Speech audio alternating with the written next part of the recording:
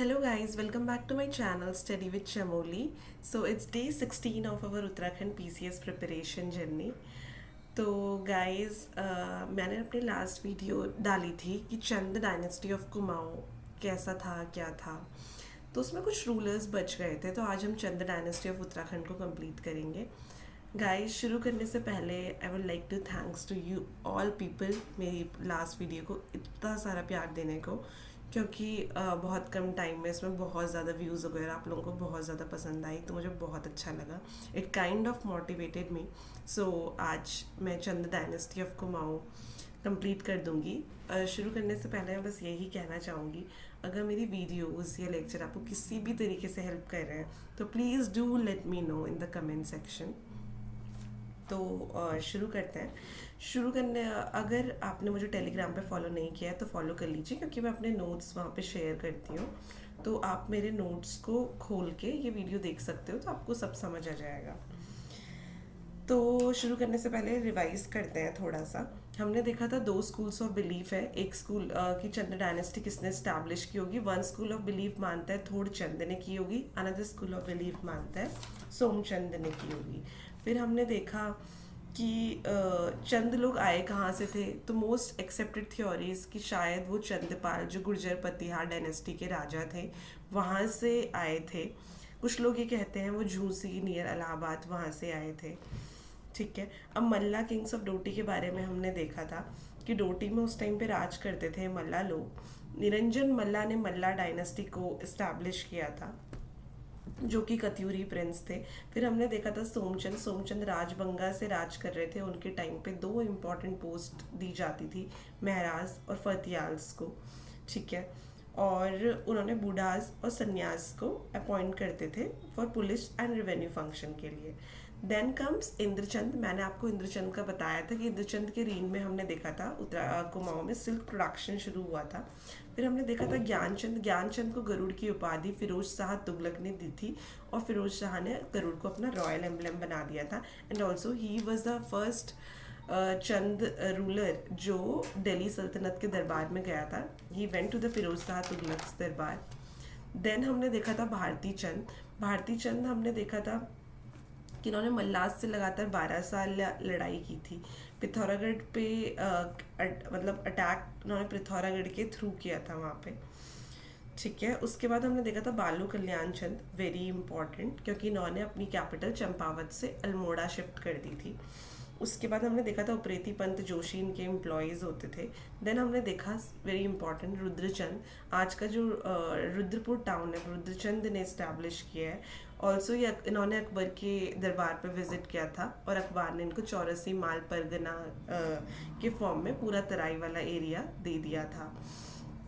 मल्ला महल अल्मोड़ा में रुद्रचंद ने बनवाया था, और इनके टाइम पे बहुत इंपॉर्टेंट बुक जो आई थी दैट वाज त्रैवर्णिक धर्म निर्णय। और इनके एम्प्लॉयज़ को जो डोमेस्टिक सर्वेंट्स होते थे उन्हें हम चोड़ा चूड़ी के नाम से जानते थे।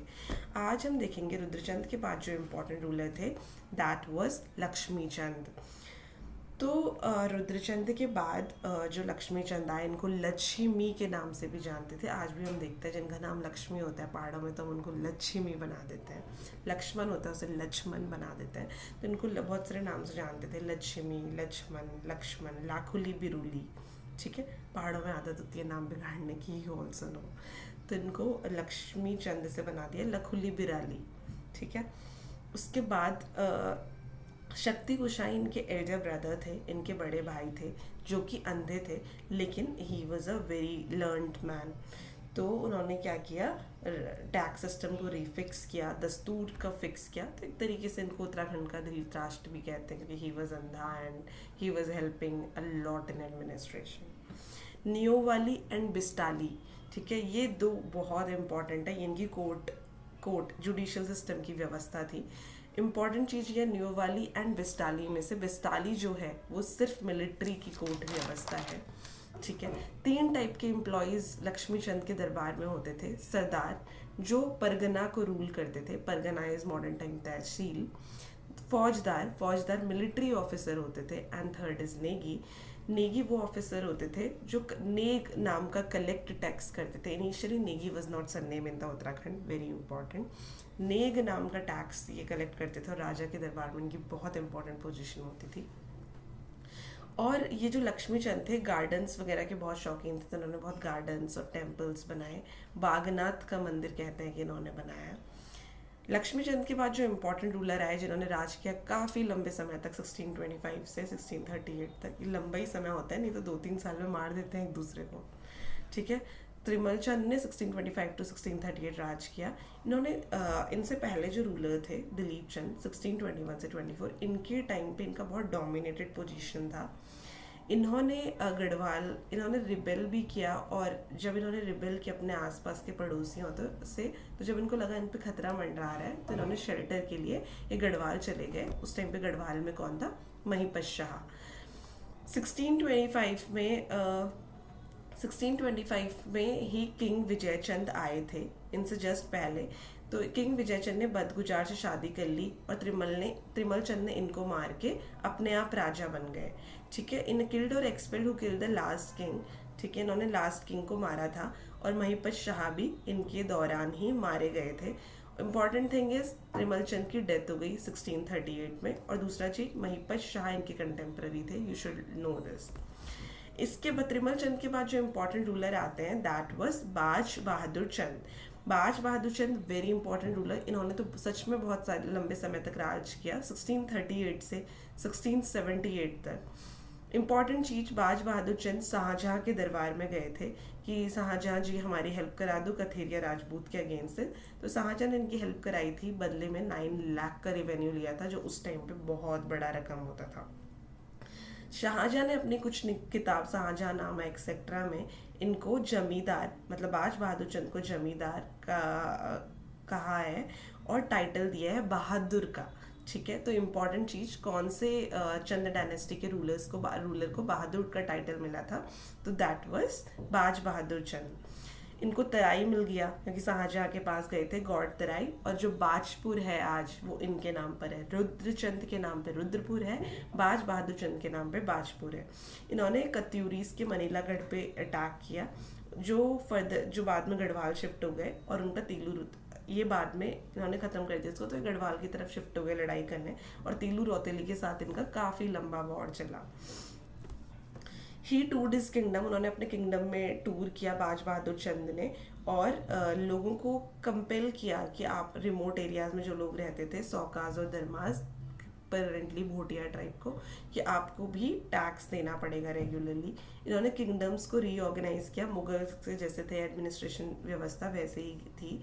नई पोस्ट इनके दरबार में आई, पनेरू जो पानी की व्यवस्था करते होंगे, फुलेरिया जो फूलों की व्यवस्था करते होंगे, हरबोला इनका काम था कि सुबह सुबह मंदिर में हर वाले बोल लगाना, एंड मटपाल. तो ये 4 इंपॉर्टेंट टास्क इनके रीन में आई बाज बहादुर चंद के. इन्होंने एक मोनोलिथिक टेम्पल बनाया, एक हथिया देवल इन थाल. ठीक है. एक एलोरा के जैसे बोलते हैं ना मोनोलिथिक टेम्पल है, मतलब एक ही पत्थर से पूरा मंदिर बना हुआ है. तो इन्होंने मंदिर बनाया एक हथिया देवल थाल में, पिथौरागढ़ में. इनके द्वारा बनाया गया है, बाज बहादुर चंद के द्वारा. इनके बाद एक इम्पॉर्टेंट रूलर आते हैं उद्योग चंद, जिन्होंने 1678 से 98 तक राज किया, 20 साल. इन्होंने गढ़वाल को अटैक कर दिया इमीडिएटली जैसे ही राजा बने. ठीक है. इन्होंने डोटी को भी अटैक किया, नेपाल में जो डोटी रीजन है. तो इसके हिसाब से सेकंड ऐसे राजा बन गए चंद डायनेस्टी के जिन्होंने नेपाल पर अटैक किया. कमेंट सेक्शन में जरूर बताइएगा फर्स्ट कौन थे. लास्ट लेक्चर में मैंने बताया था. ठीक है. और डोटी को अटैक करके जो उनकी समर कैपिटल थी उसे कैप्चर कर दिया, एंड समर कैपिटल वाज अजमेरगढ़. उसके बाद इनको 2 फ्रंट्स वॉर सहना पड़ा, गढ़वाल से भी और डोटी से भी. ठीक है. डोटी वाले भी इनसे अटैक करे थे, गढ़वाल वाले भी अटैक करे थे. दुश्मन का दुश्मन दोस्त, तो गढ़वाल और डोटी वाले दोस्त बन गए, उन्होंने साथ में अटैक कर दिया. लेकिन उद्योग चंद ने क्या किया, देवपाल ऑफ डोटी जो था उसने चंपावत कैप्चर कर लिया, और मेदिनी शाह जो था गढ़वाल में उस टाइम राजा, उसने डुंगरी और द्वारा हाट वाला एरिया कैप्चर कर लिया. और लेकिन उद्योग चंद ने दोनों को ही हरा दिया. ठीक है. इन्होंने गैरिसन्स बनाए अपने द्वारा हाट में, डुंगरी में, सोर में और चंपावत में. इनका बहुत लंबा वॉर चला, 2 लंबे वॉर चले डोटी के साथ. ठीक है. जिसमें इन्होंने डोटी को कंपेल किया कि ठीक है अब लड़ाई तो हो गई, लेकिन आपको हमें आज से टैक्सेस देने पड़ेंगे. ठीक है, इन्होंने थर्ड वॉर में डिफीट ही कर दिया डोटी को, और अब वो रिलीजन पे फोकस करने लग गए, मंदिर वंदिर बनाने लग गए। कहते हैं कि जो त्रिपुर सुंदरी मंदिर है, पर्वतेश्वर और उद्योत चंद्रेश्वर, उद्योत चंद ने अपने नाम पे मंदिर बना दिया, उद्योत चंद्रेश्वर टेम्पल अल्मोड़ा में उद्योत चंद ने बनाया। इनके बाद जो इम्पोर्टेंट रूलर आते हैं, वेरी इंपॉर्टेंट, जगत चंद। इन्होंने राज किया 1708 से 20 तक।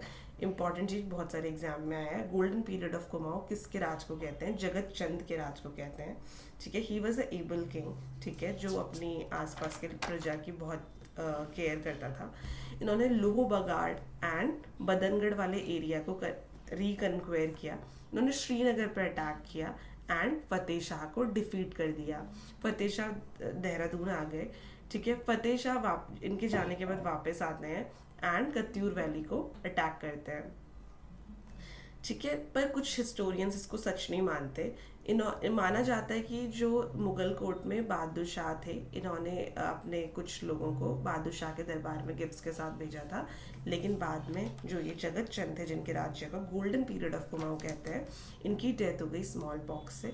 इनकी बहुत इंपॉर्टेंट संस्कृत में किताब इन्होंने खुद लिखी है, इनके नाम बहुत इंपॉर्टेंट है। अब्दुल चरितम लिखा है। सैयद ब्रदर्स थे मुगल्स के टाइम पे जो राजा बनाते थे। ठीक है, तो सैयद ब्रदर्स की डेथ कैसे हुई, क्या करते थे, तो अब्दुल्ला चरितम, इस पे इन्होंने किताब लिखी। फारूक सियार चरितम और टीकाज मतलब जो होता है उस पर किताब लिखी ऑन मैनी, और इनके टाइम पे बहुत सारी संस्कृत में किताबें लिखी गई।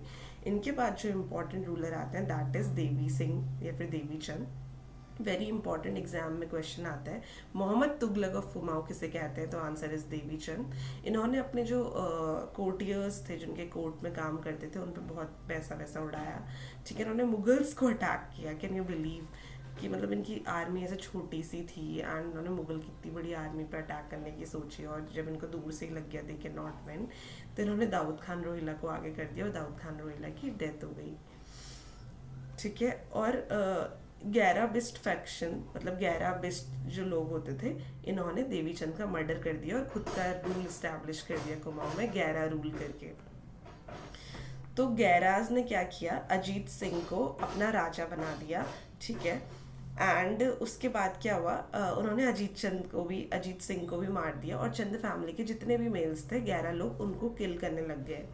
फिर क्या हुआ कि इनके कोर्ट में जो नोबल्स, उन्होंने चाल रची और 11 बिस्ट को ही रिमूव कर दिया, और अभी इनको कोई नया राजा बनाना था। तो ये ढूंढने लग गए चंद डायनेस्टी का, क्या पता कोई मेल बचाओ। तो इनको ना चंद डायनेस्टी का एक मेल मतलब मजदूरी करता हुआ मिल गया। ठीक है, बाकी ने तो इनको मार ही दिया था। तो इसको ले आए कि हमारा राजा बन जाओ, राजा बन जाओ। तो दे फाउंड कल्याण चंद, जिन्होंने राज किया 1730 से 47 तक।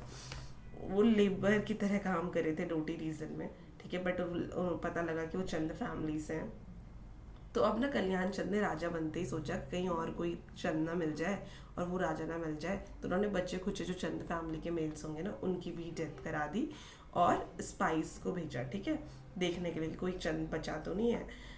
अब इम्पॉर्टेंट ये है कि इनके टाइम पे ना रोहिलाज ने अल्मोड़ा को कैप्चर कर लिया और बहुत सारे लोगों को इस्लामिज्म में कन्वर्ट कर दिया, और जो लोग कन्वर्ट नहीं होते थे ना, उनको स्लेव्स की तरह बेच देते थे। मार्केट लगती थी स्लेव्स की खरीदने बेचने की। ठीक है, कल्याण चंद गढ़वाल में भी गए थे for support and shelter. Important चीज़ ये है कि कल्याण चंद के टाइम पे Pradeep Shah was the ruler in the Garhwal. इन्होंने कुमाऊं को रीगेन कर लिया, रोहिलास को डिफीट किया। ठीक है, जोशीस की हेल्प में 1748 में। और कल्याण चंद पे एक बुक लिखी गई है वेरी इंपॉर्टेंट, कल्याण चंद्रोदय। किसने लिखी है that is more important, Shivram Pandey ने। इसके बाद कुमाऊं में सिविल वॉर शुरू हो जाता है, और कुमाऊं का सिविल वॉर क्या था और एडमिनिस्ट्रेशन कैसा था चंद डायनेस्टी पे, मैं आपको अपने नेक्स्ट लेक्चर में बताऊंगी। मतलब जस्ट बिफोर एंडिंग मैं समराइज करना चाहूँगी कि आज हमने क्या पढ़ा। हमने देखा लक्ष्मी चंद के टाइम पे क्या हुआ था। 3 टाइप्स के नए एम्प्लॉयज़ आए थे, सरदार, फौज चंद और नेगी।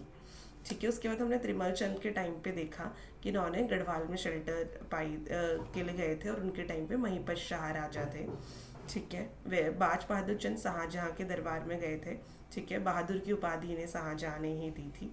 ठीक है, बाजपुर शहर इनके नाम पर है।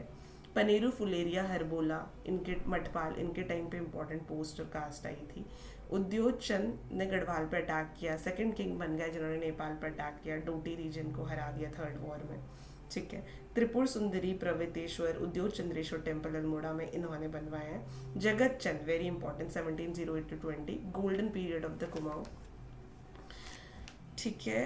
अब्दुल्ला चरितम, फारूक सियार चरितम, काफ़ी संस्कृत की किताबें इनके टाइम पे लिखी गई और उन्होंने बहादुर शाह के कोर्ट में गिफ्ट्स के साथ अपने एक कोर्टियर को भेजा था। देवी चंद, मोहम्मद तुगलक ऑफ कुमाऊं कहते हैं इन्हें, ठीक है। 11 डिस्फंक्शन ने इनको ख़त्म कर दिया, उसके बाद 11 रूल आया, अजीत सिंह को राजा बना दिया, बाद में उसको भी मार दिया, 11 ने फिर हटा दिया, 11 के नोबल्स ने 11 को ही हटा दिया एंड देन कल्याण चंद को राजा बनाया गया, who was working as a laborer in the field. Pradeep Shah इनके कंटेम्प्रेरी थे गढ़वाल में, ठीक है। अब इन पे एक किताब लिखी गई है कल्याण चंद पे जिसका नाम है कल्याण चंद्रोदय, किसने लिखी है? शिवराम पांडे ने। तो आज के लेक्चर में इतना ही गाइज। अगर मेरी वीडियोस आपको किसी भी तरीके से हेल्प करी है, मोटिवेट करी है, तो प्लीज़ मुझे कमेंट सेक्शन में ज़रूर बताइएगा। Bye bye guys, have a nice day. मुझे भी अभी ऑफिस जाना है।